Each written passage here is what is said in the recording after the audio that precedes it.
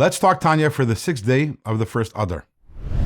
In the last 2 days, we've been talking about the value of the internal struggle. Nothing to be ashamed about or frustrated by the fact that we have an animal soul, a difficult animal soul. And I think everyone is under the impression that their animal soul and their internal struggle is more difficult than anyone else's. And even if it is true, which it probably isn't, nothing to be ashamed about. That's how God created you. And there's tremendous value to that struggle, tremendous value to the suppression of the animal soul and its impulses. With this, the Alter Rebbe explains an interesting something that the Talmud tells us. Back in the day, people didn't ordinarily eat 3 meals a day. They had 2 meals a day. So one was mid-morning and the other one was towards the evening. And the Talmud tells us that the way it was is that most people, the average person, they would have their morning meal in the 4th hour of the day, starting with the morning. And Talmidei Chachamim, the Torah scholars, they would delay their meal, and their first meal, they would have it during the 6th hour of the day, so shortly before noon, which is interesting. And the question is why? Why would they delay their meal? What value is there in delaying the meal by 2 hours? And the Alter Rebbe tells us the reason why they delayed their meal for 2 hours was for this purpose, to suppress the animal soul. Meaning, even if I'm not feeling a struggle, I'm going to bring the struggle to the animal soul, and I'm going to turn to the animal and say, hey, you're hungry, right? You want to eat right now the cornflakes? Yeah, we'll wait a little. Now, obviously, it goes without saying that this is only done because it didn't impact their Torah study, and they weren't actually weakened by that in any which way.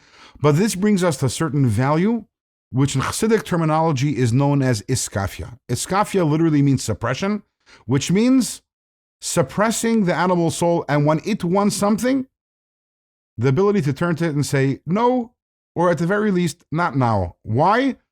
Because you want it, and because I want my godly soul to be in control, and therefore, I am going to suppress the desires of the animal soul. It's not only about food. It could be about food. It could be any other sort of indulgence. The Alter Rebbe says it could even be when you're talking, you're having a conversation, you want to say something. You want to say something which you think is smart and witty, and you say, I'm not going to say it, or I'll put it off by a minute. You can have even Iskafya, suppression in thoughts, not thinking about things that you want to think about. The point in all of them remains the same. The animal soul wants it. There is a value, and God receives this tremendous pleasure from suppressing the animal soul. And a very important point over here is, it's not because there's anything wrong with the food or with the words that you're about to say. It's because there's something wrong with you. Now, I don't mean that literally, there's nothing wrong with you, as we explained. This is how God created you.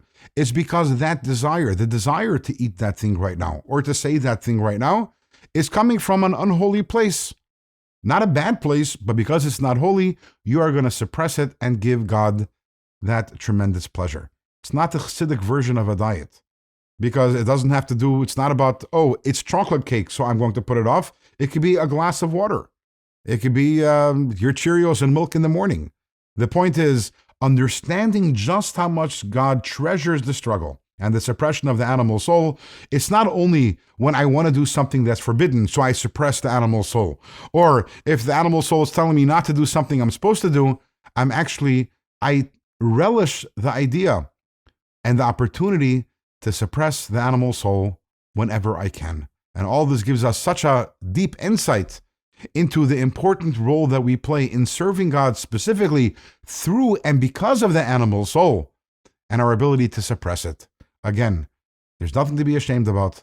There's nothing to be frustrated about. There's no reason for negative emotions. To the contrary, we're supposed to struggle against the animal soul with tremendous joy and excitement, knowing just how much pleasure this gives God, and as mentioned yesterday, the cosmic influence this has on all the worlds. In tomorrow's Tanya, the Alter Rebbe is going to slightly push back on the whole idea that we discussed in this chapter, the idea that our lives is meant to be a perpetual struggle, which makes it sound like we are never going to make any progress whatsoever against our character flaws. The Alter Rebbe will push back against that a little, as we will find out in tomorrow's Tanya.